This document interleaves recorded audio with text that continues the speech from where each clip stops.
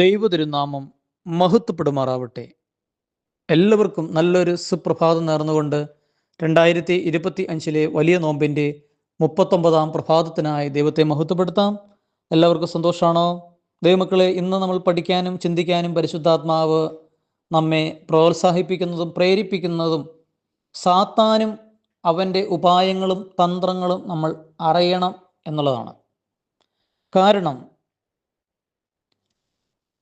സാത്താൻ മനുഷ്യനെ കബളിപ്പിക്കുന്നവനാണ്. അതിന് അവൻ ഉപയോഗിക്കുന്ന തന്ത്രങ്ങളാണ്. ദാവീദ് ദൈവത്തിൽ ആശ്രയിച്ച് സുരക്ഷിതനായി വിജയം വരിച്ച് മുന്നേറിയത് നമ്മൾ 2 സാമുവേൽ 7 അധ്യായം 8 മുതലുള്ള വേദഭാഗത്ത് കാണുന്നുണ്ട്. സാത്താൻ അവൻ്റെ മനസ്സിൽ ജനസംഖ്യ എടുക്കാൻ അനാവശ്യ ചിന്ത ജനിപ്പിച്ചു. നമ്മൾ ചിന്തിക്കും, ജനസംഖ്യ എടുക്കുന്നത് വലിയ തെറ്റാണോ എന്ന്.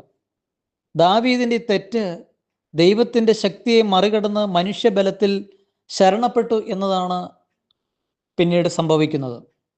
അതുകൊണ്ട് ദൈവമക്കളെ, ചിന്തകളെ നിയന്ത്രിക്കാതിരുന്നാൽ അതൊരു വാക്കായി മാറും. വാക്കുകളെ നിയന്ത്രിക്കാതിരുന്നാൽ അതൊരു പ്രവൃത്തിയായി മാറും. പ്രവൃത്തികളെ നിയന്ത്രിക്കാതിരുന്നാൽ അത് ശീലമായി മാറും. ശീലങ്ങളെ നിയന്ത്രിക്കാതിരുന്നാൽ അത് സ്വഭാവത്തിൻ്റെ ഭാഗമായി തീരും. അതുകൊണ്ട് 2 കൊരിന്ത്യർ 10 അധ്യായം 5 തിരുവചനം ചേർന്ന് വായിക്കാം.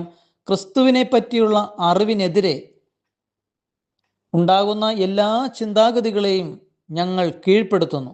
കണ്ടോ? അപ്പം ചിന്ത ക്രിസ്തുവിനെക്കുറിച്ചുള്ള അറിവിനെതിരെ വരുന്ന എല്ലാ ചിന്താഗതികളെയും കീഴ്പ്പെടുത്താനുള്ള ഒരു കൃപ നമുക്ക് ഉണ്ടാവട്ടെ. അല്ലെങ്കിൽ നമ്മൾ മനുഷ്യബലത്തിൽ ശരണപ്പെട്ട് ദൈവശക്തി മറന്നുപോകും.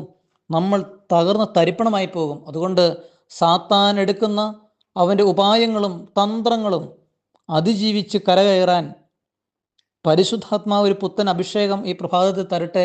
വലിയ നോമ്പിൻ്റെ ഈ മണിക്കൂറുകളിൽ അത് കൂടുതൽ കരുത്ത് പകരട്ടെ എന്ന് പ്രാർത്ഥിച്ച് ആശംസിച്ചുകൊണ്ട് പ്രാർത്ഥനാപൂർവം പുത്തൂർക്കുടിലിൽ ജയ്മോനച്ചൻ.